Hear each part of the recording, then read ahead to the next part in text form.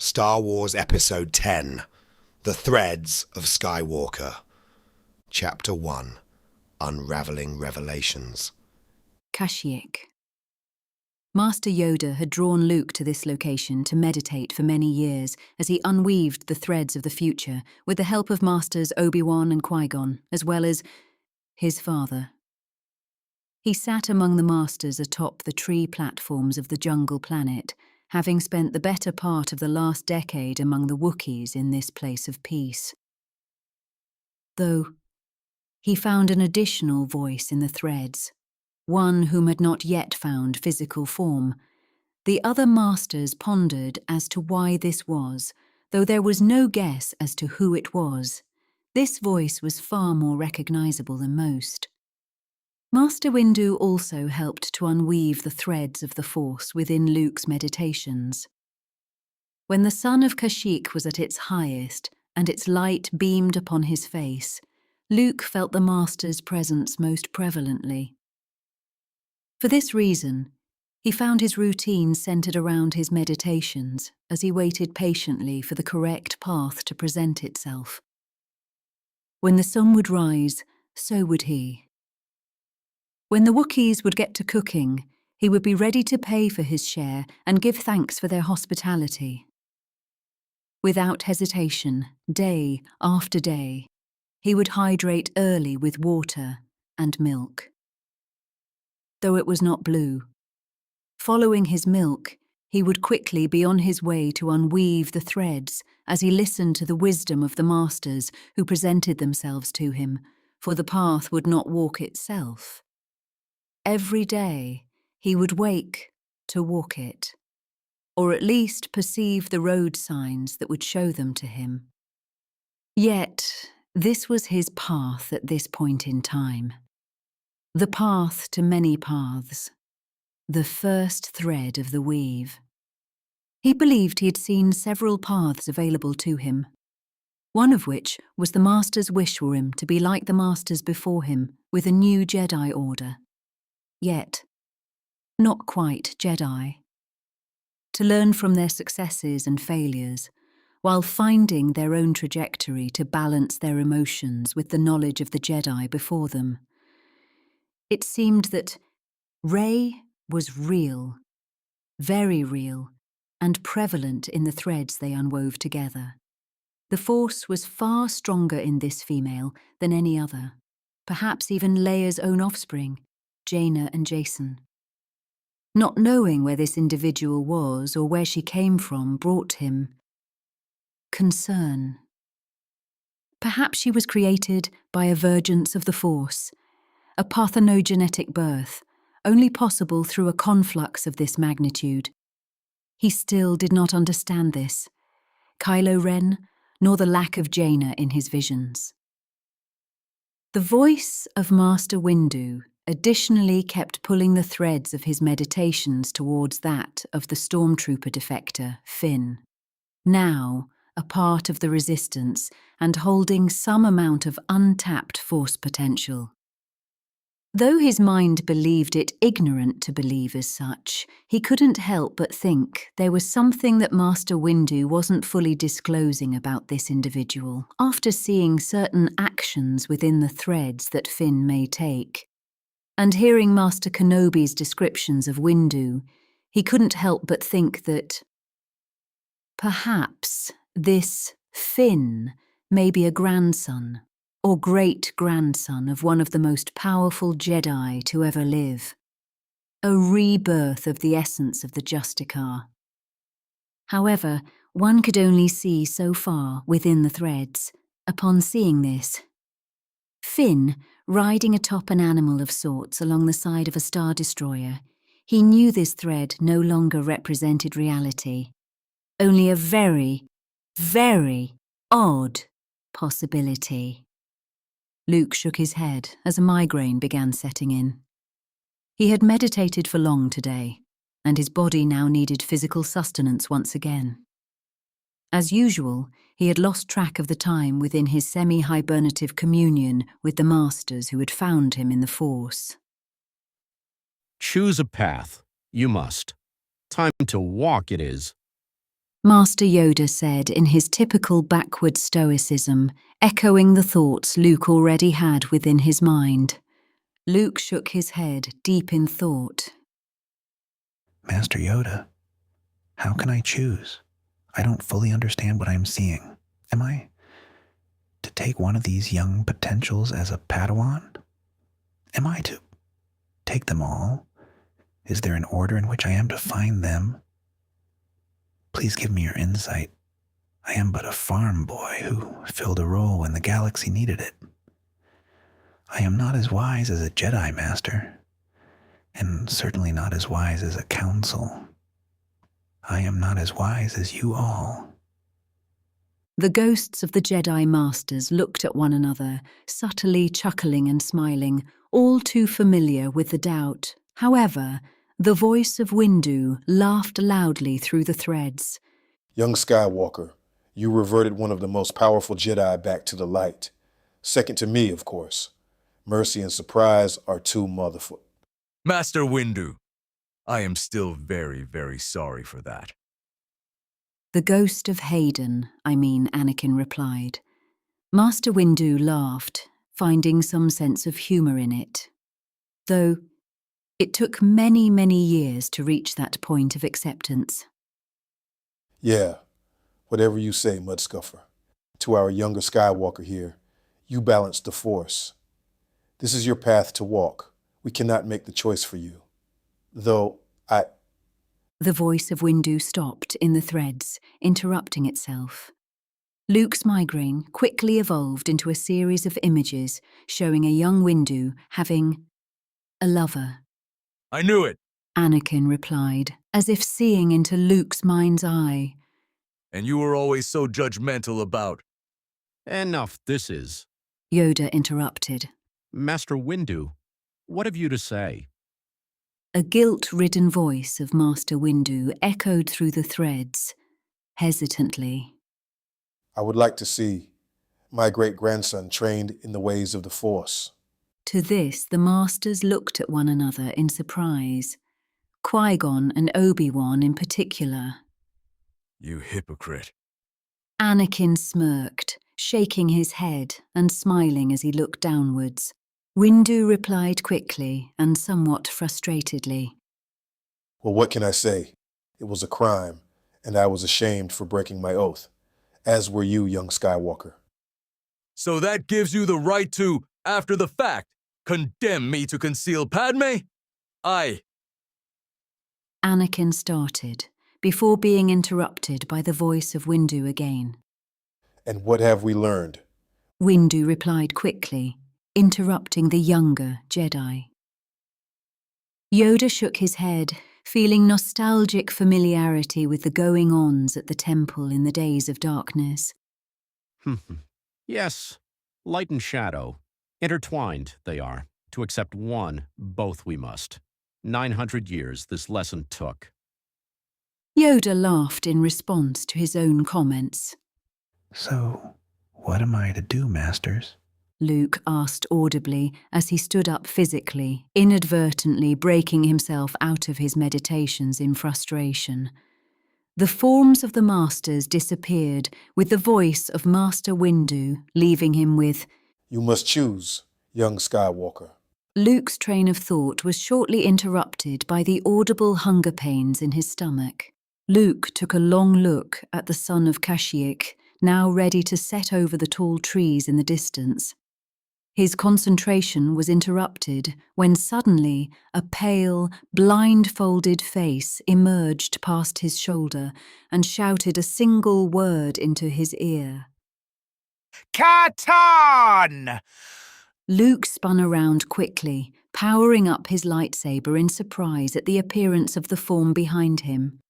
A very surprised Wookiee stood a short distance from him, dropping the plate of food they had brought for Luke, and recoiling backwards from the sudden flash of the green saber. Eyeing the dropping food, Luke reached out with the Force, saving the contents of the dishes from spilling, and the dishes themselves from breaking. Luke started to speak first. I'm sorry, Lumpy. I don't don't know what happened just now. The young Wookiee growled in response, seeming to be upset by Luke's response to the food, insinuating he had surprised him on purpose to show off his powers. The Wookiee placed his hands on his hips to show his displeasure in human terms. I did not, Lumpy. Something scared me in my meditations. I am sorry for the timing. The Force Master bowed to Lumpy respectfully, then quickly sat in a cross-legged stance like the masters of old. Thank you for the food, old friend. The Wookiee growled in response, upset at being called old. You know that's not what I meant. Luke responded coyly with a smile at the Wookiee, who quickly chuffed in humorous response. Care to join me? It seems I may be leaving soon. The Wookiee shook his head, vocalizing some Wook in response. What do you mean you don't eat bantha food? The Wookiee responded in some more Wook, pointing at his dish, then comically chuffed at his own comment. Not enough meat and spice, huh? How about milk then? The Wookiee laughed, raising a large paw and letting it down in a whatever gesture. 'Cause it's not blue? Luke replied in surprise, knowing full well Wookiees weren't accustomed to blue milk. The Wookiee chuckled again, then turned to walk away. Luke chuckled himself, shortly followed afterwards by a laugh, sounding as if it came from the voice of the pale, blind man. Luke turned around from his food to the setting sun, feeling the pangs of the headache colliding against his skull like lightsabers against Beskar. Chapter 2. Smug Smugglers. Han shook hands with the New Republic customs officer on Coruscant, having signed over the shipment he and Chewie had delivered for their benefactors. Many hands began to haul the cargo onto hovering pallet haulers, taking the cargo to its place of storage and off the hands of our favourite smugglers. Both fortunately and unfortunately, it seemed times were slowing down. They now used the Falcon for its original purpose, the delivery of goods. It was an odd change of pace for him, but he was more than happy for it. He had his own kids, Jason and Jaina, to look after. Teenagers now. Worse than that, young Jedi now, and quite smart too. Though he was what one would call space smart, they were book smart. At times, he felt like they saw things that he didn't due to their unfair abilities. It truly made him envy their youth at times. Yet, when he would see them, or Leia smile, it made his entire world complete. Ready for Kessel, Chewie? Han asked his companion. The Wookiee turned his head to the center console, seeing an incoming message displaying. He chuffed shortly, bringing Han's attention to it. What? Are you asking for permission? It's your ship as much as it is mine. Han replied. Chewie gave more satisfied chuffs as he pressed a button on the console to begin the hologram message. Hello, old friend. The voice of Luke started before the hologram came into full display. Though, they both recognized the voice immediately. Well then. Mr. Nevercalls called us, huh? Han stated in the pause of the message. Chewie replied with a short Wookiee laugh. I'm sorry it's been so long. I have been meditating among the Wookiees on Kashyyyk, seeking answers from the Jedi Masters in this place of peace. The hologram of Luke began, pausing for another moment. At least he always starts with apologies. Han stated, causing Chewie to chuff disapprovingly. All right, I'll shut up for once. Han replied with quote fingers. It seemed as if the hologram of Luke was watching them somehow, expecting Han to have something to say between lines and spacing his words so Han wouldn't be forced to rewind the message. I believe it is time for me to begin building the new Jedi Order, and I need your help. I know Lega has been looking forward to this day for many suns. Luke said, taking another one of his predictable pauses. Boy, has she. Han stated, looking at Chewie. The Wookiee chuffed disapprovingly once again. Okay. Han said, throwing his hands up defensively. However, The hologram of Luke started with another pause. Here we go. Han started to reply to the static message again, looking to his Wookiee companion, giving him a particular set of eyes. Han replied, with just defensive hands this time. I am not ready to take the twins on as Padawans. I believe there are others who I must find first, before they may fall to the dark side. Han replied exasperatedly. This dark side bantha fodder again? What a nerfer! He glanced over at Chewie, realizing he was talking to the message. He cleared his throat, then overcorrected his posture to assume a perceived stance of attentive listening. Luke's hologram message continued. Please, if you have the time, meet me at Yavin 4. And if you can, find any information you can on the name Katarn. Something told me this name was important. Han laughed, sporting his typical sideways smile to Chewie, who gave no response. Well, nothing says adventure like Jedi ambiguity. What do you say, Chewie? Should we get involved? Chewie roared gutturally with glee and approval. All right then. It's a shame, though. I think we could have made the run in 11 parsecs with the modifications we've made. Chewie gave eyes, chuffing shortly. Han replied frustratedly. I'm telling you, it's a measure of time. Do you think yourself to be some kind of rocket scientist? Chewie chuffed several syllables shortly, rolling his eyes. Well, you know what? I help fix the ship, too. Han replied, pointing at his chest, then starting up the Falcon's thrusters. You know what? You can take us out, Mr. Wookit Scientist. Just take us to visit the records office before we leave Atmo. Han turned to leave the cockpit of the Falcon as Chewie chuffed several syllables, then let out a very boisterous Wookiee laugh. Han turned around, ready to have words as he shook his finger at the Wookiee with a sideways smile. The Wookiee placed headphones on, then began to interact with the console as the Falcon hovered the New Republic hangar bay. He turned to his human comrade, producing one guttural syllable in response to the shaking finger. Han lowered his hand slowly and chuckled to himself, leaving down the hallway and mocking the Wookiee in a deep voice. I fly the ship better anyway.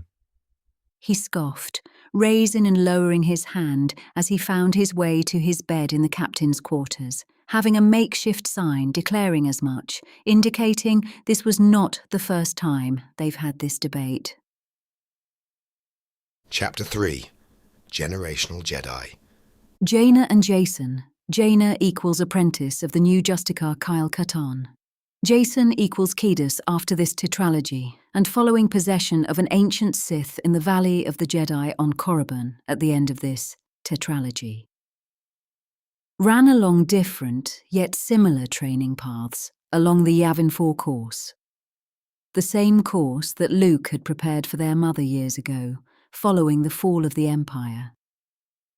Much to his dismay, Luke agreed to Leia training them in the basics of the Force, but he still did not fully trust himself as a mentor.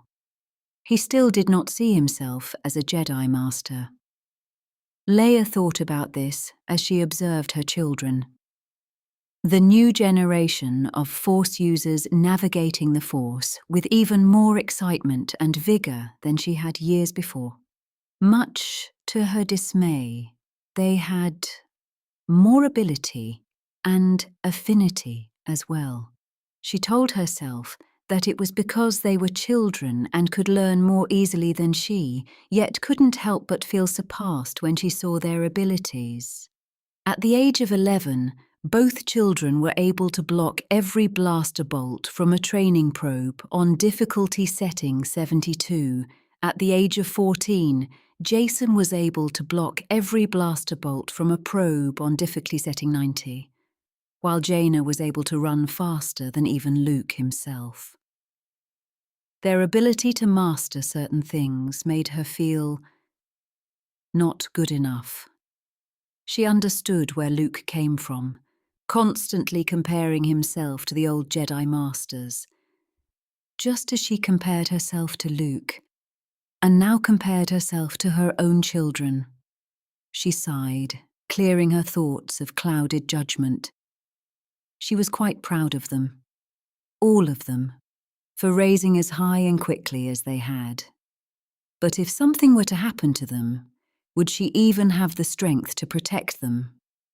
Mother, look, I won! Jaina exclaimed, jumping up and down at the end of the course. You got lucky this time. It's not 'cause you're better. It's just 'cause you run faster. Jason exclaimed defensively.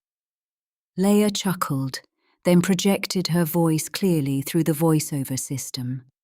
Now, remember, young Padawans. To this, the twins reacted gleefully. Though they were both 17 years of age now, the term still evoked childlike joy in their faces. You are competing with yourself from yesterday, more than you are competing with one another.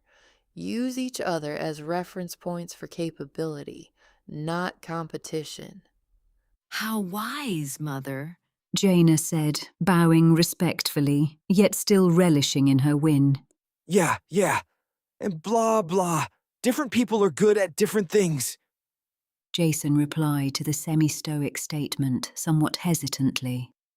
Leia smiled, eyeing her young son with loving eyes. That's absolutely right, Jason. I don't think even Luke can match you on the training probes. Really? Not even Luke? Jason asked excitedly. Yeah, right. He can so do better than 90. Jaina stated, stealing the compliment away. Leia glanced over her shoulder to the foggy skies of Yavin 4, as if looking for something specifically. Well, I guess you'll just have to ask him to show you when he gets here. Uncle Luke is coming. The twins asked nearly synchronously, though Jason somewhat first. Yes, any minute now. So you two better shower. You smell like a ranker's bathroom. Leia jested, wafting her hand around her nose and encouraging them to wrap things up to prepare for the next segment of their day. All right! Jason shouted, running off quickly back towards the main New Republic stronghold of Yavin 4, exercising some amount of his force ability as he made his way. Gross, Mom! Jaina shouted before leaping from the finish line at the end of the obstacle course. Quickly, she followed in Jason's wake and began to catch up to him. Race you! She called out to Jason further along their path. Jason replied with no words, yet redoubled the effort in his sprint and noticeably increased his speed towards the stronghold. His sister quickly caught up to him and surpassed his speed with laughter as they raced unfairly quickly in Leia's eyes. Leia remained in the control room of the Yavin obstacle course for some moments, sighing as she realized what level of trouble she may have on her hands. Due to the twins' abilities, they were far too keen on dangerous antics. They sometimes even spited her with comments about how she didn't understand because she couldn't do what they could despite her being older. They truly were the most rewarding, yet the most humbling experience a mother could ask for. A gust of Yavin's breeze brought her attention to the moment at hand once again, as she heard the engine whines of a modified A-wing heading towards Yavin Base. A custom design of Luke's that allegedly reflected the old ships of masters before him. With the feeling of the gust and the sound of the engine, she felt the familiar presence of her brother in the Force. A presence she hadn't felt in such close proximity for many years now. Chapter 4. Dark Forces. Their master stood at the helm of his Interdictor-class Star Destroyer, orbiting Nar Shaddaa, the largest of the moons over Nal Hutta, as the Acolytes brought forth their Jedi captive. Mar, Saris, Yun, and Bok edged the exiled Force user forward towards their master, ready to claim the validations of his words and move to the next phase of their training in the dark side of the Force. Ran dropped to his knees, pushed forward by the sadistic Twi'lek, Bok, feeling as if the prize belonged to him personally due to the uncanny swordplay of his dual saber tactics. Bok seemed eager to present the Jedi as his own, whether in proximity or otherwise. Good, very good, my disciples. And to see you all return with all your limbs brings me much joy. The master chuckled in an escalating fashion as he turned, his arms still held behind his back in the Imperial fashion. He approached Ran slowly in his generic dark-sided clothing, all too reminiscent of the acolytes Ran had seen sent over the years, though he wore an odd, slim blindfold. I beat him! I beat him! Bok exclaimed as the Dark Lord approached, cackling maniacally with an odd sort of jester-like energy about him. We beat him, Saris corrected, the seemingly self-proclaimed leader of the Acolytes. Though Jarek was the master, she viewed herself as the superior disciple, and the others answered to her, for now, likely due to her beauty and vibrant red hair commanding the attention of even alien races. Yes, but you all saw, I disarmed him! Bok replied quickly, seeking the prize of their greatest win yet. Only because I distracted him. Were I not there, you would be Bantha Poodoo. More deliberated, asserting his physical dominance over the lankier Twi'lek. Oh, you do think, do you? Only you don't think that much, huh? How about we fight? How about we fight now? Bok replied, moving his hands towards his belt to claim his lightsabers. Moore replied quickly, reaching down to grasp his own lightsaber and igniting it with no hesitation. However, upon Bok's peeling up his exterior clothing, he revealed a third lightsaber.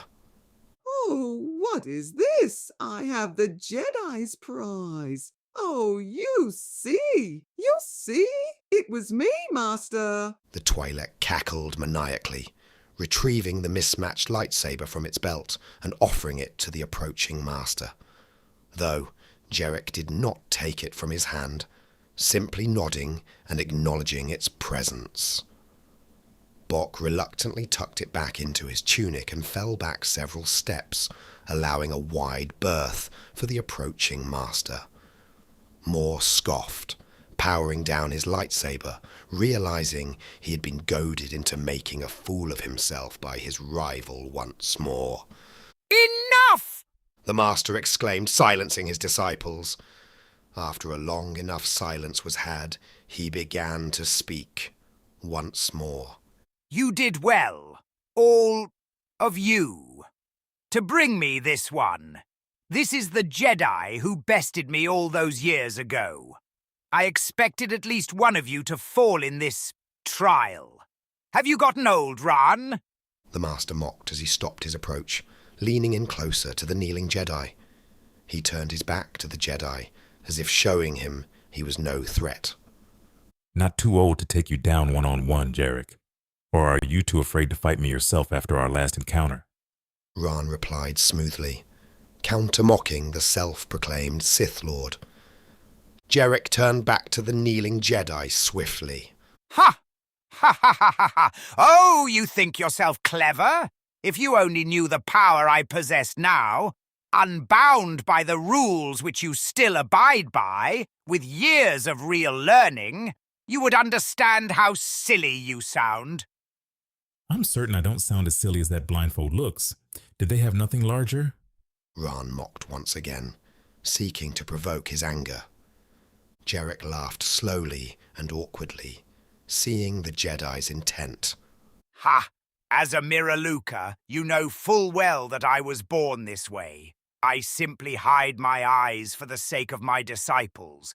I have instilled enough fear in them for my purposes. The same fear I sense in you. Even now, you can feel the tendrils of my power seeping into your mind. Can't you? Ran began to sweat, feeling the truth of the words. A darkness seemed to reach into his mind, almost like physical fingers. A headache was growing quickly, uncomfortably. Whatever powers you possess, I know the Force will protect me from it, he replied stoically, though somewhat forced. Jarek laughed once again, seeking supporting laughter from his disciples. Upon noticing the direction of his sightless gaze, they hesitantly joined in his laughter, as if unsure if it was the proper thing to do. Jarek escalated the laughter, moving about flamboyantly with the grace of a far younger Jedi as he danced to the kneeled Ran. As he escalated his laughter and movements, his disciples escalated their laughter with him. He suddenly and aggressively lurched forward to Ran and placed his hands directly on the head of the kneeling Jedi, forcing visible dark energy into his mind for over a dozen seconds. Ah! Yes! I see! This Morgan! This dead man holds the key to the Valley of the Jedi. Why, thank you, Ran. You have been more helpful than you could ever imagine. Perhaps there is more information you could provide me. We let the Jedi live? Do I get to keep his saber? I sure would like a new color. Bok mocked, revealing his tunic and holding it open as if choosing a saber to wield, once again displaying the three. Ran wasted no time for his opportunity. The mismatched saber in question shook about, ripping from the cloak and ripping a hole in the fabric with its magnetic attachment and flying to Ran's hand. The blue saber ripped through the darkness of the Interdictor's bridge, shedding light onto inevitable conflict. A purple, yellow, orange, and 2 red sabers ignited in answer. Saris, Ewan, Moore, and Bok all ignited their sabers in that order, ready to show off what they have learned to their master once more. Oh, we play again. Bok exclaimed, taking the initiative and leaping forward towards Ran. With the Makashi form, Ran turned about to the Twi'lek's lunge, quickly and easily, parrying him away in the likeness of the Count, with fluid, yet strong dissuasions of his blades. Saris lunged at his back, to which Ran clashed his blade against hers, pressed against her firmly, kicked the inside of her leg, then used the force to physically push her away and topple her balance. Moore and Yun lunged forth simultaneously, to which Ran responded with Nieman form. The jack-of-all-trades form, Ran let the force guide his every motion, knowing full well that he would not be escaping this one. In a flurry of orange, yellow, and blue, they all could see. Ran's only goals now were removing pawns from a large board or disallowing more information to be pulled from him. A wide slash deterred Yun backwards, to which he backpedaled away. In the tight space without his comrades, Yun knew he was outmatched. He waited for opportunity to arise once again as Moore attempted to take the Jedi on 1 versus 1. Saris and Bok moved from the sides, to which Jarek raised one hand at each of them, then softly spoke. No. Though the knowledge from the holocrons he had uncovered allowed him to project this command into their minds far more loudly, he chose a medium ground this time. Saris and Bok powered down their sabers, backing away from their fellow acolyte taking on the Jedi. Yun moved forward, then saw the hand of Jerick drawn to him as well. It seemed their master wished to evaluate Moore's saber prowess.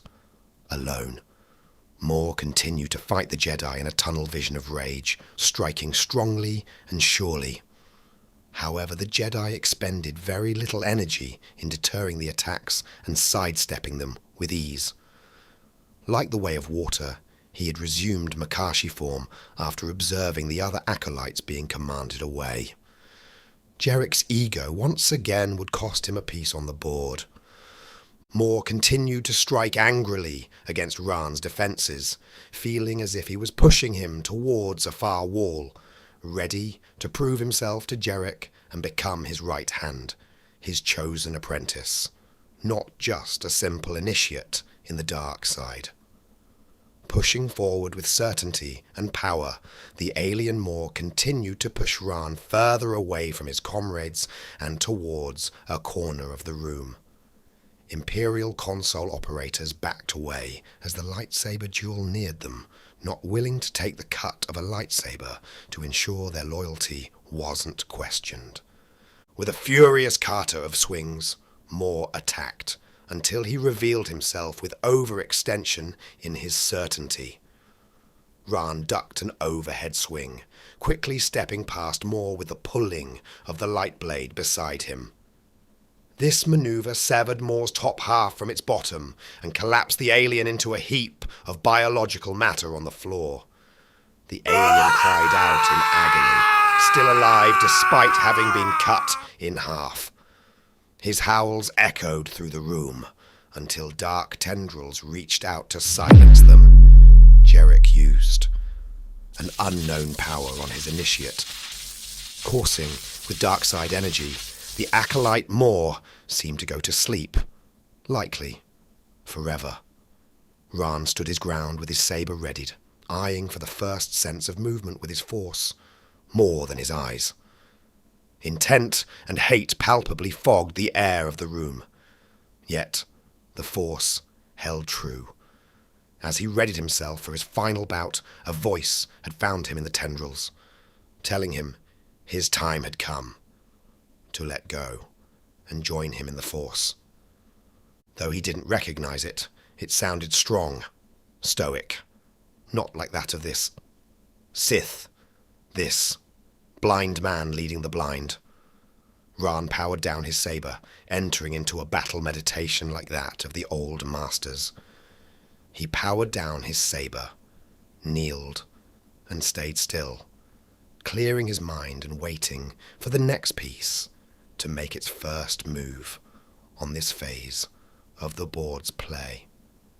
Jerick released his hands from the Imperial rest, taking several slow steps towards the Jedi, though still even-keeled with his acolytes, as if, even with their numbers, this self-proclaimed Sith Lord still felt vulnerable, volatile.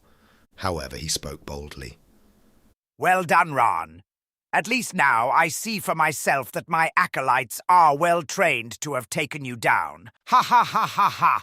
Very good. Reaching one hand out, Jerick lashed out with dark side energy in the likeness of red lightning towards Rahn. Rahn's battle meditation held true, allowing the red lightning to lash around him and connect into the floor of the local ship. Though it wasn't like normal lightning, this didn't damage electrical consoles. This energy in the likeness of lightning seemed to seek him and his energy. Despite seeming deterred from his battle meditations, the red lightning worked its way back, crawling around his shield and the force and seeping his energy. Gradually, the distance between him and this force vampirism grew thin. Jerick began to use both hands, audibly exerting significant amounts of force energy into his channeling to break Rahn's barrier of battle meditation. Over the next dozen or so seconds, the barrier grew to be non-existent. Ran quickly attempted to break the barrier and deter the energy with a quick, force-imbued flourish of his saber. But to no avail. Like nets of dark energy, Ran's energy was sapped. He fell to his knees again, though not as confidently as before. So much. Fatigue overtook him. Like a deeply bleeding wound left to let for many minutes, his vision grew darker. You are stronger than I anticipated. Old friend, Jerick said, approaching with the sound of his boots clacking against the floors of his Interdictor-class Star Destroyer. Though the sounds evoked fear from his acolytes, Ran knew his fate many hours before. He was ready for what awaited him, its inevitability confirmed with the igniting of the Dark Lord's saber. An unstable, flowing red saber, with obvious modifications, erupted into the darkness of the Star Destroyer. Ran couldn't help but think the room was ominously dark in these moments, as the fierce red blade pierced through it. Ran closed his eyes and let go as the heat of the saber touched his neck, and the Jedi Master was no more.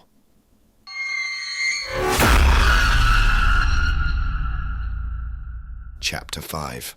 The Disc of Morgan Katarn. Kyle Katarn sat at a back corner table in a seedy Nar Shaddaa deathstick lounge, occasionally leaning on the back legs of the sturdy chair.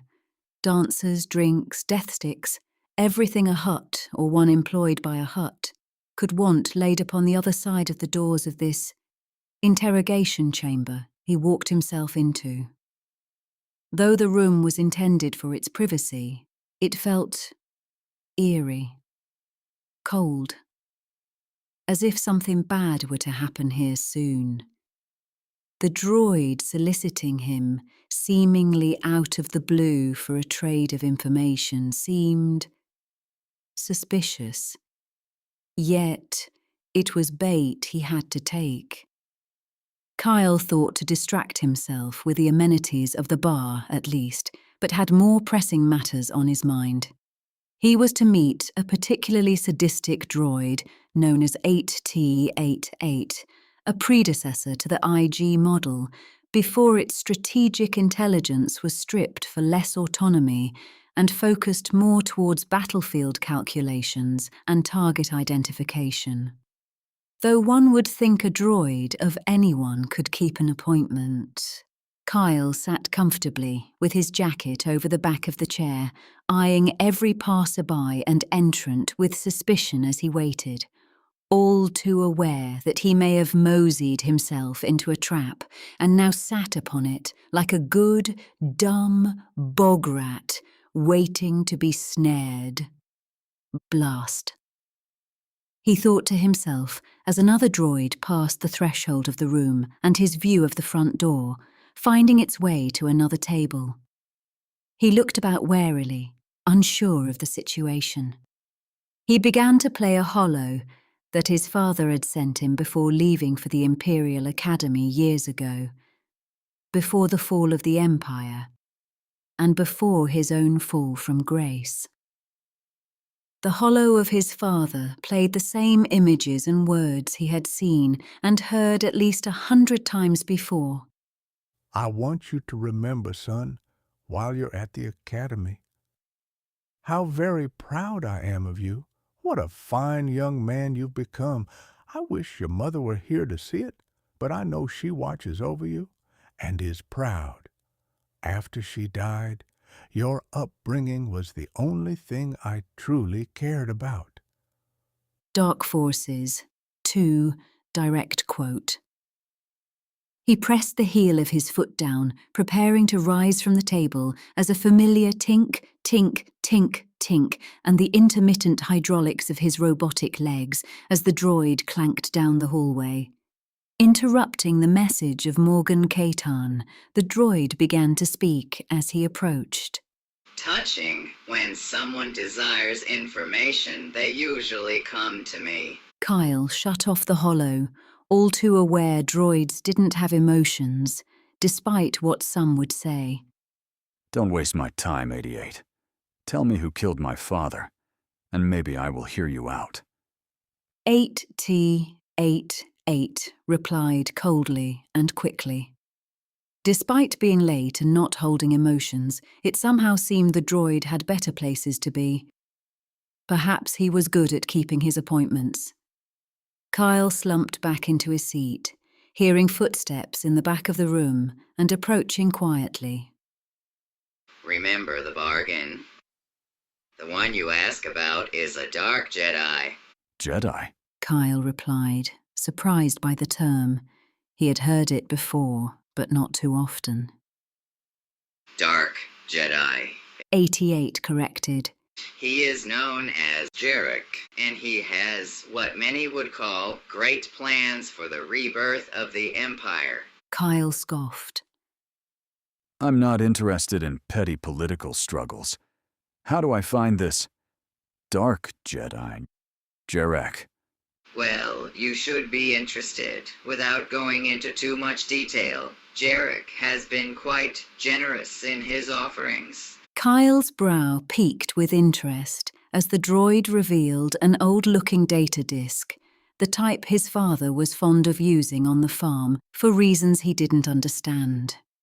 The old man had claimed the droids he used preferred them, but newer, more efficient inputs and technologies existed. Yeah, it's shaped like a shiny, semi-holy pizza cutter mixed with a floppy disk. Lowell. Source material. Dark Forces 2. 88 took on a very human lilt in his vocal modulator. Familiar, yes. I found it in your dead father's home. I can decipher any language or code known, but this one eludes me. It must be important. Would you tell me what it is?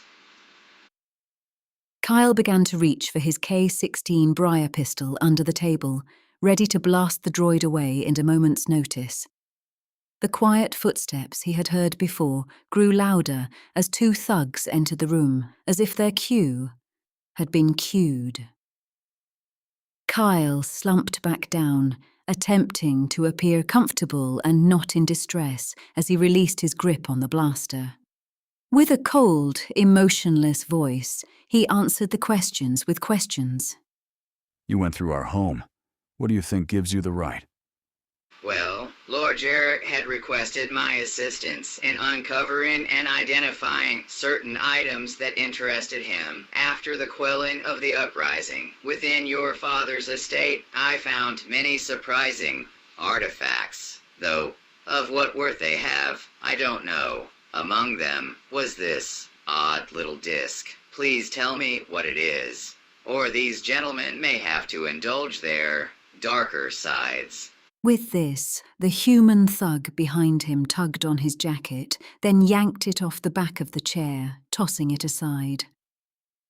They're dark sides, huh? Tell your handmaidens to leave, or you'll have dark side carbon scoring when you're scrap metal, 88. Well, if you won't tell me what it is, I suppose that concludes our business. Farewell, Katarn. I can't say it was nice knowing you. He's all yours, boys, The droid said coldly. Kyle could swear it, may have even laughed. Maybe they could feel emotions, or at least sadism. A three-eyed alien thug made himself present in front of Kyle, presenting his DL-44 blaster over the table as he threw binders on top of it. He spoke some Huttese, which Kyle didn't understand. What? Kyle asked the three-eyed monstrosity. A long-necked blaster poked him in the side back of the neck. He said put them on. Surely even your intuition can put that together, nerf herder. The other thug replied, in a voice sounding more human. Wow. Big words from a little man. Why the binders? Kyle asked as he surveyed the room and his potential apprehenders. The alien replied with 2 syllables. The human replied more plainly. Bounty. Can you at least tell me how much? Kyle asked curiously as he began to slowly reach for the binders on the table. He felt the pistol on his neck remove some pressure in observing his surrender for the binders. 20,000. Can you believe it? For you. The human thug laughed, giving Kyle the opportunity he was looking for. He pushed on the base of the table, sending his chair backwards into the thug behind him. The long-necked pistol clattered from the thug's hand to the floor. Using the moment the body stopped the chair, Kyle sidestepped out of it quickly as the alien thug fired his DL-44 blaster twice into the metal chair, some metal slag quickly cooling. Kyle quickly grabbed the human thug as he attempted to respond, yet Kyle was one step ahead. Grabbing the arm, Kyle put the other human between himself and the alien's DL-44 as another shot rang out. In a low abdomen shot, the thug hit his comrade in the back. Oh, you idiot! The thug shouted as his fingers tightened around Kyle, pulling him to the floor with him as he crumpled, though keeping him as a human shield. Kyle and the human thug slammed on the floor next to a shiny, long-necked pistol. The other thug raised from the table, pointing his blaster at Kyle and attempting to aim around the thug. The alien fired a shot, missing them both. Still alive, the human exclaimed, in hopes of surviving the encounter. Kyle reached out for the long-necked pistol on the floor, his human shield putting up little fight in his writhing agony. In the heat of the moment, it felt as if the pistol found its way to his fingers faster than expected. He raised the long-necked pistol quickly, surprising the three-eyed alien as it let out a volley of DL-44 fire around the back of his comrade. One more shot, hitting the human shield in the ass. Kyle aimed the recovered pistol around his human shield, firing one, sure, green bolt. Like a ring of truth, the blast found its mark. The three-eyed alien crumpled with a smouldering hole in its left chest, creating a disgusting groan as the life faded from its body. Oh! The human thug shouted, with louder agonized groans following. Kyle looked about for more bodies before he pushed his human shield off of him. With painful grunts, the live shield writhed about from the pain of meeting the floor amongst his wounds. As he rose, he heard lots of movement in the room over. He couldn't help but feel these two wouldn't be the only obstacles he would face were he to pursue 88. Spare me! I didn't mean it. I needed the money. The thug insisted as he begged for his life. You think you'll survive? Kyle asked as he set the pistol on the table, retrieving his jacket from the floor and dusting it off. Maybe with some Bacta? Have you got any? I'll pay. The thug pleaded on the ground, seemingly near death. Doubt it, Kyle replied, drawing his K-16 Briar pistol from its holster on his upper thigh and wasting no time between the alignment of the muzzle and the pulling of its trigger. Kyle tucked his Briar pistol back into its holster, pulled up the collar of his coat, then turned to leave. As he did, however, he remembered particularly liking the colour and sound of the long-necked pistol he fired earlier. He reached to the table reluctantly, retrieved the second pistol, reading DL-18X on its side in small script, then set it into the inside of his jacket. Looking at the crumpled corpse of the human, he noticed a left-hand-oriented right shoulder holster to the under-pectoral. Just my size, Kyle said, chuckling. Call it intuition. he added as he removed the holster, buckled it underneath his coat, placed the new weapon in the holster, and went on his way after 88 past the main area of the empty Deathstick Lounge. Chapter 6, 10-4, 8T88. Kyle proceeded past the Deathstick Lounge, seeing a few toppled chairs and tables, as well as a few drinks on some that remained standing. He thought to nonchalantly take one, reaching out a hand as he walked past, yet noticed it had an odd bubbling fizz quality to it, then decided against it.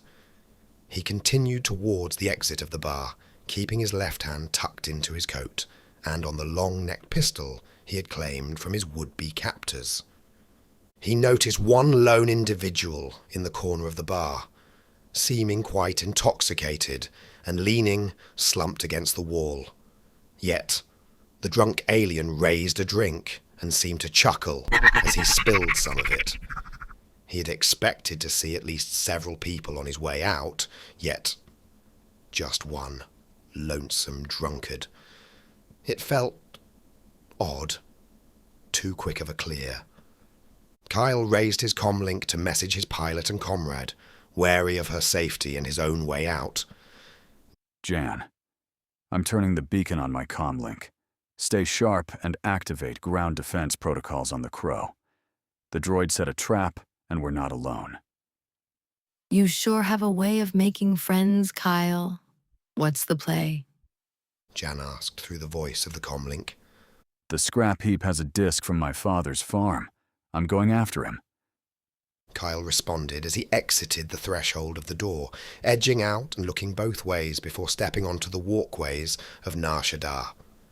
Though the planet's wind was mild, it could be quite extreme at this height at times, especially with the amplification of the natural wind tunnels created by the budget skyscrapers of poor man's Coruscant. At the end of his look down the walkway to the left, he spotted a familiar-looking droid turning a corner some distance out. He began a light jog in pursuit, trying not to draw too much attention to himself. Is that a good idea, Kyle? Jan asked, not too keen on possibly trading his life for a chance at a disc. Nope. But he crossed me, and I made a promise. I keep my promises. Kyle responded self-assuredly. All right, I'll watch the Crow, but I'm taking off at the first sign of trouble. Jan's voice said warily, tempting him to change his mind. I'd expect nothing less. But if you find it in your heart to care for this nerf herder, stay on the comms and monitor my position. I will try to be quick. He answered, slowing his trot to a walk along the path as he eyed the other folks along many other paths entering his line of sight on the walkway. Some balcony conversationalists seemed to eye him curiously as they drank, smoked, and otherwise leaned in small groups. On a lower crosswalk, he spotted a pair of Imperial stormtroopers with a large Imperial bipedal droid, here in hut space. The thunderous clanking of its feet was hard to ignore.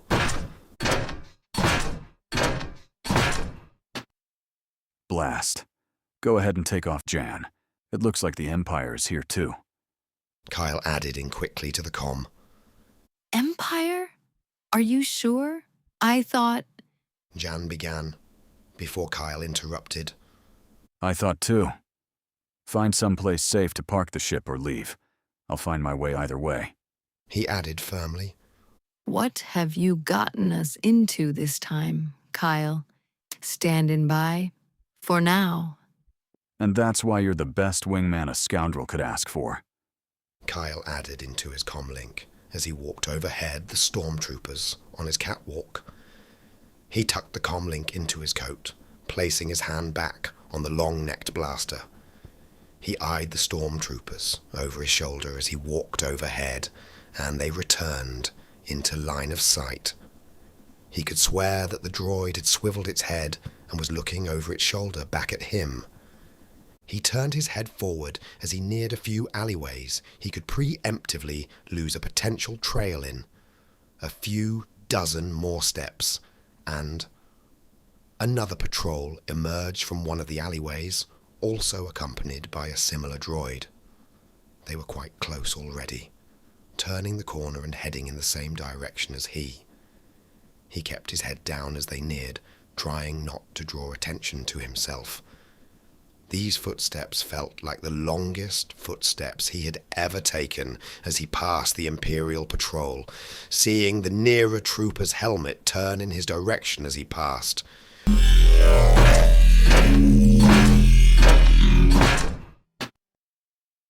You. Let's see some identification. The trooper called out, Kyle only being 3 steps past them on the wide walkway. Kyle kept walking, adding no haste to his step, nor slowing. Simply minding his own business and pretending as if he didn't hear. But his grip on the blaster tightened. Hey, you! Stop! Yeah, you! The only guy around... The stormtrooper began. Kyle knew he wouldn't make it to the alleyway in time, nor pass their inspection. Now, a dozen paces away, he whipped around with a long-necked blaster in his left and dropped his right hand to retrieve his K-16 Briar pistol from his right thigh holster, then unleashed a flurry of blaster fire he wouldn't soon forget.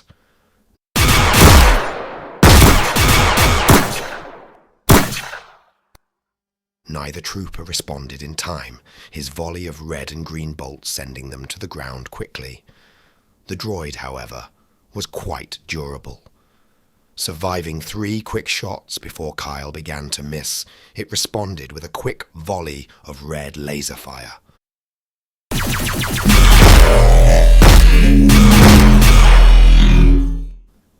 Forcing Kyle to drop to the ground as he continued his destructive hailstorm of red and green actuated gas. Upon the meeting of the 4th and 5th bolts, the droid systems seemed to fail as it began to crumple and continue its volley of laser fire into the walkway. Kyle recoiled as he thudded onto the ground, protecting his important parts from the post-mortem volley of his falling opponent. Stormtrooper modulated voices from the lower walkway began to sound out in response to the blaster fire, and he heard additional voices in other places, echoing against the many skyscrapers of the city. He looked around and rose quickly, inspecting himself for wounds due to his heightened sense of adrenaline. He smelled burning, yet looked clear of blasts. He pulled the back of his coat to the side, seeing a blast hole through the higher side from where he fell to the ground moments ago. Blast! My favorite coat. He chuckled, mocking the close encounter. He noticed the previously mildly occupied balconies were now completely void of bodies, just like the Death Stick Lounge before. Blaster fire certainly had a way of dispersing crowds and onlookers. He continued on the path towards the alley. He saw 88 turn down earlier. Kyle removed his comlink, opening up his channel. Jan, it's not if, but when now. There's apparently a bounty for me, and the Empire knows I'm here. Take the crow and get out of here. Jan chuckled. No can do, Kyle. You've made me too much money to simply let you go. I was just hoping to pressure you out of more nonsense. But I guess that comes with the company. What can I say? I have a way of making friends. Tucking away the comlink, he continued with his briar pistol in hand and the green needle pistol tucked in his coat holster. Collaborator-creator gap. Kyle eventually approached the hangar bay, catching up to the droid with every turn he followed. The unaware droid walked a long catwalk in a solo ship bay, approaching the descended ramp of a shuttle, nearly boarding. Hey! You forgot to pay. Kyle called out as he took aim with the briar pistol down the catwalk. A straight shot. 8 T-88 turned near the ship. I did not. I always pay ahead of... The droid began as it turned. Katarn? The droid said, sounding genuinely surprised. The Authenticity of the surprise gave Kyle some amount of surprise himself. He hesitated for a half-second, then unleashed several shots with the briar pistol at the sassy droid. 2 shots hit the droid, one in the side of the leg and one severing the arm holding the disc. 88 fell to the ground on the catwalk, then began to crawl up the landing ramp of the starship. Blast. Still moving? Kyle thought. He began to sprint towards the ship, drawing the other blaster from the inside of his coat and unleashing a volley of red and green at the droid as it crawled out of his line of sight. He saw several shots hit the mark, yet somehow the damn junk heap was scrappy. The landing ramp closed, but Kyle didn't stop. He kept sprinting towards the starship. That was until he saw the turrets on the underside of the ship begin to move towards his direction of the catwalk with an ominous wheeling of mechanisms. Not good, he said to himself, quickly turning on his foot and sprinting back down the catwalk in the opposite direction.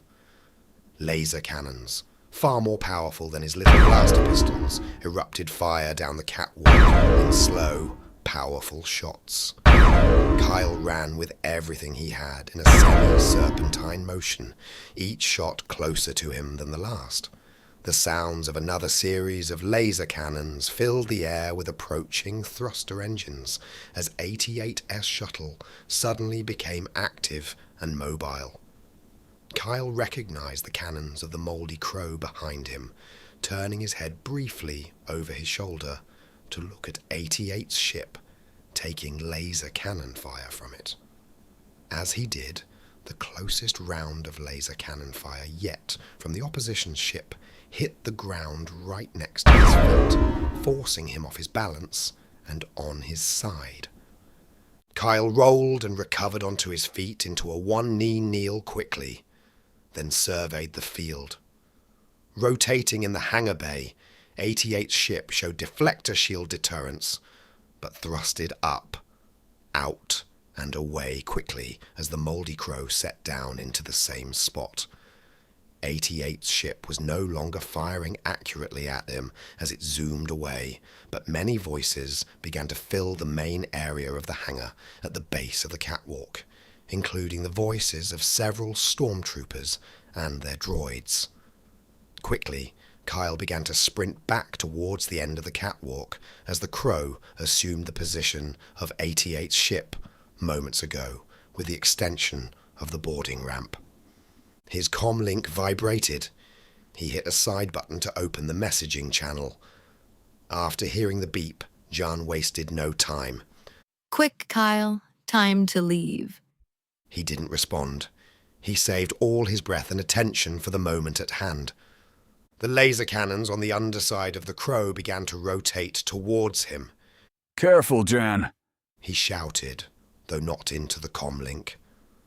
Large laser blasts erupted just over his head from the hovering crow as they suppressed his pursuers and forced them into cover. Kyle looked over his shoulder briefly, seeing the brilliance of his partner's work, giving him the opportunity he needed. The lights of the hangar bay reflected the disc and the droid arm clutching it, catching his eye as he neared the ship. The troopers had found position and cover, beginning volleys of E-11 blaster fire towards him. Several of the blasts ringed uncomfortably past him, and suddenly everything felt slower, as if the imminent danger brought him a sense of clarity. Kyle dropped to his knees and sighed in his sprint, taking the damage of the catwalk as he slid into a grab of the droid arm. Spinning around quickly on the ground, he restarted a sprint towards the boarding ramp. Jumping and grabbing onto one of the extension arms of the boarding ramp, he took a blaster bolt to the thigh in the same moment, nearly falling and dropping the disc. The pain jolted him back to his normal state of mind as he slumped against the extension arm in a moment of intense agony. Go, go! Kyle shouted into the inside of the ship. E11 bolt striking left and right around the entryway of the boarding ramp as it began to close. Another one striking him in the lower abdomen. Once the angle of the boarding ramp was more secure, he released the extension arm, letting the boarding ramp draw him in as he quickly fell into unconsciousness from fatigue and pain, still clutching the disc of Morgan Katarn. Chapter 7. Uncovering Katarn. To pass the time during their hyperspace travel to Yavin 4, they pilfered through the records they had received from the records office between games of sabacc and others on the hollow table. Han and Chewie had visited the New Republic records office on Coruscant, retrieving files on this name, Katarn. There were several entries dating back to Old Republic and Imperial files, referring to some entries of Katarn-class armor, which brought some interest to Han. This was apparently an armor class with the namesake for an odd creature called a Katarn from the Wookiee homeworld of Kashyyyk, which brought Chewie some interest. The two debated about which of their interests was more interesting, though the conversation came to no conclusion. They continued for some time, finding mutual interest in mention of the planet Katar, the homeworld of the Miraluka. It didn't quite match the namesake Luke had asked about, but they did ponder the information for some time. Wary of the prevalence of the Force, and interested in this Force-sensitive race of blind. Essentially, humans. However, most of the entries for Katarn activity seem to focus on Sulon, the moon of Sullust on the other side of the galactic core, a family name of farmers on the agricultural moon orbiting the planet. Huh. I'll bet this is what Luke was looking for. Go figure the Jedi farmer would be called through the Force to farmers. The son is even more interesting. Questionable job taker like yours truly. Says he was a stormtrooper, defected, became a smuggler, and was nabbed at Baron's Head spaceport for smuggling in high-grade Tibanna gas once upon a time. Let off for his contributions to the New Republic. I take it this Kyle likes his weapons, then? Chewie said what seemed to be a long sentence or two in Wook. You still make your own bowcasters? Han asked. Chewie wooked a few more syllables. I guess hyperspace does get boring, eh? Kind of why we're going through this now, I reckon. Wanna play Dejarik? Han asked. Chewie wooked a short response, reaching under the hollow table to interact with the console and resume their hyperspace travel games. You just get it, Chew. Han replied with a chuckle. Chapter 8. Meditations and Madness. Luke meditated in the temple on Yavin 4, near the New Republic base there. The concentrated force energy of the planet felt especially strong within these ruins, allowing Luke a particular clarity that few other places gave him. He sat in one of the highest rooms facing the gas giant Yavin and taking in its majesty between sessions of stretching between his meditations. Leia had joined him this time, meditating and stretching in the temple with her brother and discussing the plans for the New Republic in short exchanges intermittently. Though Leia's other Force abilities weren't particularly prominent, her ability for meditation was adequate, allowing her some measure of thought clarity. Though not quite the level of skywalking the threads of future possibility that Luke himself had reached. However, he didn't believe it out of reach for her, especially in this place of power. Several hours had passed before Luke decided to ask an uncomfortable question. Leia, has Jason ever mentioned Vader or Anakin? He asked calmly. Every now and then he does. He admires the level of power that his grandfather was able to exercise when he was alive. He often talks about the temple and... The new Jedi Order. Leia replied, trailing off, knowing it was an uncomfortable suggestion. Luke's brow twitched for a moment, hearing the thought echo in his mind. Yes, yes. I know he is eager. Perhaps too eager. Does the name Kylo mean anything to you? Leia shuddered for a moment.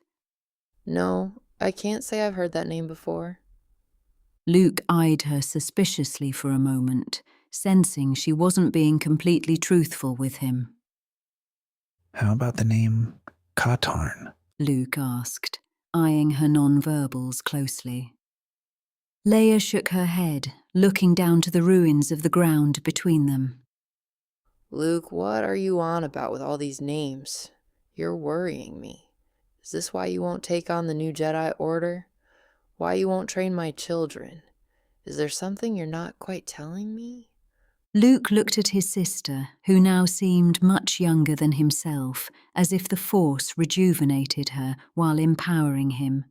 He smiled and looked down at the ground, wary of how he must sound.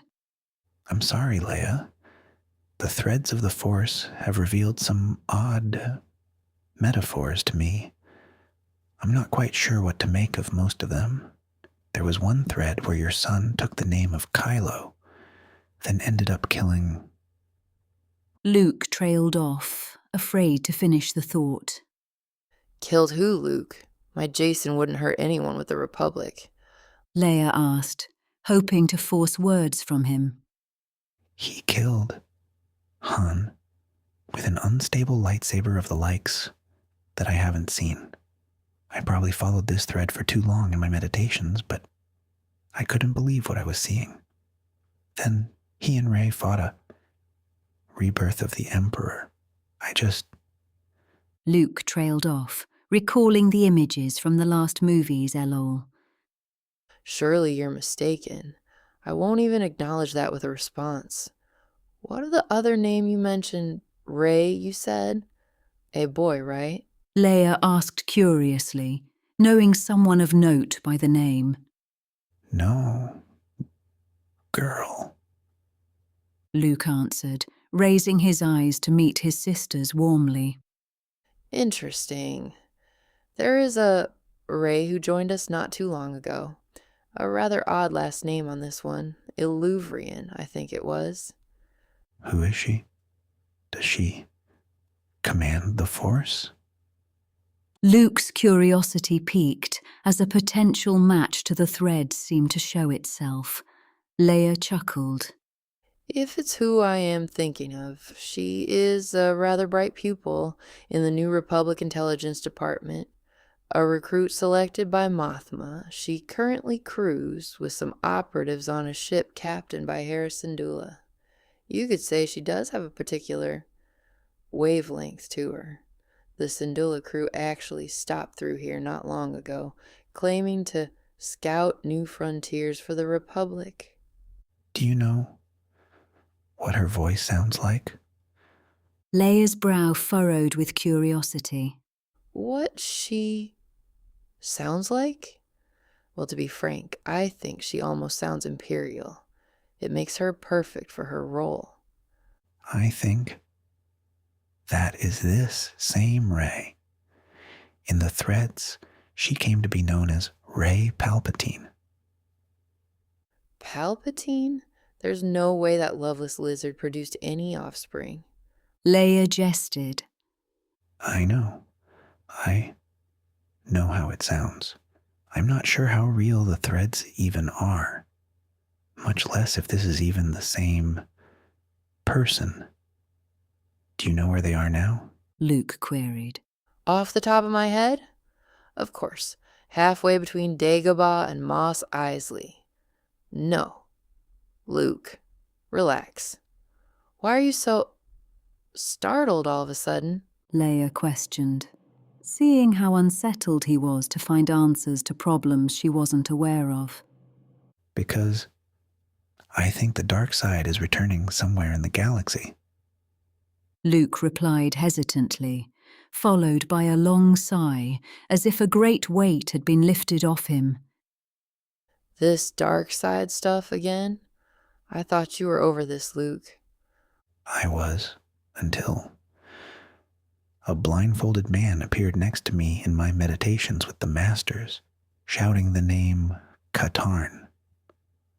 Luke stated, another weight lifting off him as he said it aloud, despite how he knew it sounded. A blindfolded man? Meditations with the masters? Surely you know how this sounds? Leia asked curiously. Yes, a blindfolded man. I know. It sounds ridiculous, but this was dark. Truly dark. I can only commune with the masters when my mind is completely clear. And that's been less and less of late. The sensory deprivation chamber on the new A-Wing is one of the few places I can truly feel their presence and unweave the threads of the Force. Luke replied, sort of trailing off in a Gandalf-y fashion. But Obi-Wan, Qui-Gon, Yoda, and our father joins me, and the masters at times. The things he says, even after re-embracing the light, often makes me think the dark side is inevitable. Luke stated coldly. Leia chuckled, laying one hand on her brother's shoulder. You worry too much, Luke. Let's clear your mind for one more meditation session, then get you into some rejuvenating Bacta. The worry lines are really starting to show. She smiled, assuming a cross-legged position in their upper room of the Yavin 4 temple. Luke smiled, then acquiesced, joining her in the meditations and clearing his mind again to search for clarity on the nebulous board of the galaxy. Though they did not know it, an ancient spirit lurked within the very walls of this temple, watching and listening to them. The spirit of Exar Kun shimmered across odd crystalline structures strewn throughout the temple. Chapter 9, Syndulla's Convoy, Filoni Chapter. Possibly in hyperspace, heading to Baron's Head, Sulon. Though in transit at this time, if this thread were pursued, there could be a potential dogfight in space as a small Imperial convoy leaves Morgan Katarn's home with information on the Valley of the Jedi. Hera Syndulla's ship, if new, will be a multi-purpose cargo freighter, fashioned after the Falcon to support multiple needs of the New Republic. Perhaps something that looks like an aesthetically pleasing medium of the Imperial sniper ship, SWTOR, Naboo Royalty, Phantom Menace, and Millennium Falcon. Also, modernized gun turrets, reminiscent of our favorite shooting scene on the Falcon. But shinier. The New Republic is setting out to Sulon in contested territory. Recently, an uprising against the Imperial remnant had taken place here led by Morgan Katarn. Syndulla and other officials are now reaching out to the citizens on the moon of Sulon to officially join the New Republic. Though they will become aware of a quelling by the Imperial remnant. Yun will fight Kyle on Sulon, giving our first meaningful lightsaber fight, yet second of the episode already. When this fight is reached, we will likely be 1/4 to 1/2 through the episode. Chapter 10, Bacta Dreams. As Kyle healed from his wounds in a tank of Bacta, in a likeness similar to Luke on Hoth in episode 5, he finds himself in a dream state with the Jedi, Ran. Ran began to speak to him as he stood idle, unable to speak or move. Your path is at the moment of change. Jarek, the man who murdered your father, is a great evil. He searches for the location of a sacred place, the Valley of the Jedi. The force of thousands of Jedi are trapped here. If Jarek captures this power, he will be a creature such as the universe has never seen, a supernova of stars in a fleeting thought. The eradication of life from a star system in a whisper will be within his power. Your father gave his life to protect this power, and now it is a place your destiny must take you. The disc you have in your possession will lead you to the ways of the Jedi. Remember, it will be your path to the ways of the Force. Direct dark forces to quote. Kyle's eyes suddenly opened in the Bacta tank, causing him to jolt with awakeness suddenly. His first instinct was, rip the cords out from his imperial behavioral re-education. Upon his first grasp of the cords, he saw someone take notice of his movement. Jeanne Oars. She seemed to be making frantic motions for him not to do what he was doing, and for some reason, he complied. Then memory restored itself to him. He knew this person, and she knew him. He relaxed as the Bacta tank began to drain after the pressing of several series of buttons on the pad in front of the device. You almost drowned yourself. What were you thinking? Jan asked, flustered and angry at him. I wasn't. Thank you, Jan. Kyle remarked, realizing he wasn't in a state of full consciousness for a few moments there. Jan hesitated, eyeing him suspiciously. No problem. I guess you were hurt pretty badly. How are you feeling? You walked out of that Bacta tank like a fully trained clone. I take it the Bacta worked? You could say that. Kyle smirked, feeling about himself where the blasters had done their damage. Fortunately, the thermal shield he wore gave him some resistance to the blasters, evidenced by the minor scarring where it should have been major. But it was still barely more effective than stormtrooper armor.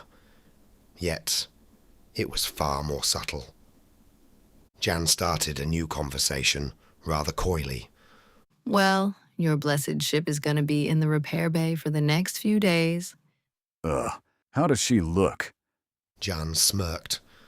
Nothing that a crate full of money you don't have wouldn't solve. Kyle sighed, well aware that their assets were short and not too fluid. Like always, I owe you. Can you take care of her for me? Concern drew across Jan's face, wary of his implications. You're not going after that droid, are you? No. I'm going back to my father's house on Sulan. Can you meet me there when you're finished with the crow? Is everything okay? Kyle held up the archaic-looking disc, inspecting it more thoroughly. I don't know. I'll find out when I get there. Direct dark forces to quotes. Chapter 11, Old Friends. A flash of Ran speaking to Kyle appeared to Luke in the Force. When and where, he did not know. Like a sudden migraine, his head panged as he headed towards the hangar bay to welcome the Falcon, though he still did not know who either of them were. While the vision was welcome, it pained him to receive the message. Even worse was that he could only see bits and pieces, requiring him to do much puzzling of his own volition. The familiar engine whines began to sound through the corridors, causing Luke to hasten his step. He popped a couple of sci-fi pills in the likeness of House MD, wary of his migraines, then hurried down the corridor with a growing smile on his face. He hadn't seen Han in ages. Other than the occasional hologram, they both had been quite preoccupied with their own endeavours. Han, a general and now president of logistics within the New Republic, had quite a lot on his plate. Not to mention he also had 2 force-sensitive teenagers who he often inadvertently ignored. Though sometimes intentionally to urge Luke to take on the duty they all seemed to know only Luke could perform. But Luke didn't know this. Luke was all too wary of the pitfalls, especially after seeing them semi-first-hand in the threads of the Force. Were Jason to become this Kylo Ren, Luke could never... Luke realized his smile had wrinkled into an odd, contorted twist, causing discomfort to passers-by who would greet him. Luke chuckled to himself, though aloud. He quickly changed his train of thought to his nearby friend, with his force-sensitive thought control, resuming his original smile. Hangar bay droids began to diligently roll in from the sides for refueling and maintenance purposes, due to the priority parking status of the logistics president. Luke slowed his walk upon seeing the memorable hunk of junk land, though it looked shinier than he remembered it. Dare he say, it may have even had a new paint job. Subtle, though, to not indicate that it had a new polish. The boarding ramp extended, and in the threshold stood the one and only smuggler Luke claimed to know, Han Solo. Leaning against the inside hydraulics in a safe place as the boarding lamp extended, he casually surveyed the hangar bay, in a likeness of his old ways, scanning for scoundrels and authority. Luke chuckled to himself, thinking about how far Han had come over the last, force damn, 40 years now. He crossed his arms and assumed a relaxed pose himself as he waited for his old friend to descend the ramp. Well, look who it is here. Mr. Never Calls. Han chided as a larger, furrier head appeared in the corner of the threshold behind Han. Han began to descend the ramp with his loyal comrade in tow, bowcaster strung across his Wookiee back and still wearing his bandolier. Han still looked mostly the same, wearing mostly the same style of outfit. Though the hues and qualities of the clothing were different. Additionally, Han had an earring now. Good to see you, Han. Thank you for meeting me on such short notice. Luke responded in his typical stoic fashion. Well, it's not every day the Force comms ring, and I have the chance to answer. Han joked. When are you getting that training started anyhow? My kids are gundarking for some Jedi action. Gundarking? Luke asked curiously. Yeah, gundarking. That's what the kids are saying nowadays. At least, that's what the twins tell me. You don't think they pulled my leg, do you? I don't think I've ever heard of gundarking, Han. Luke replied, lightly chuckling. Chewie chimed in with robust Wookiee laughs, looking between the two smaller pinkskins. But I have been living with the Wookiees, so to speak. Chewie added a minor chuckle to the illusion. Han gritted his teeth, looked to the ground, and smiled as he rubbed his neck. Those gundarking nerf herders. He chuckled. He began taking one step towards the exit of the hangar, ready to reward himself with some food. Luke wasted no time following the motion, moving in synchronization with Han as the smuggler's hesitant step turned into a full-paced conversational walk. Collaborative gap leading to Cantina. Chapter 12. Yavin 4. Cantina. Collaborator input. I may join you for a game of holochess, but would you mind if I slaved my A-wing to the Falcon for most of the trip? There are some mental obstacles I need to resolve.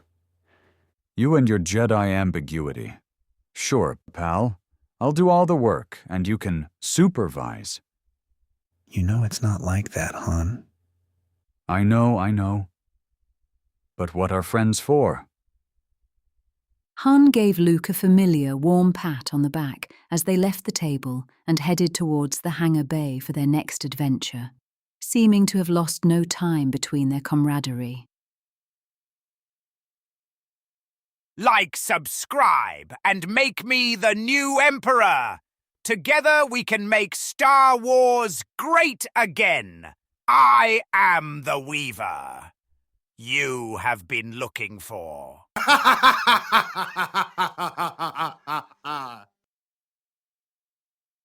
And that's all you're gonna get from me for now. Ensure the algorithm finds me.